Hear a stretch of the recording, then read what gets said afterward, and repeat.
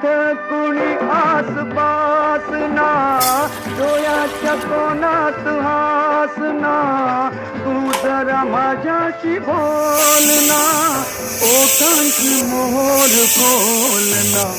तू लगबग जाता मग वळून पाहता, वाट पावलात अडकळली, जशी मावळत्या उन्हात केवड्याच्या बनात नागिण चढली.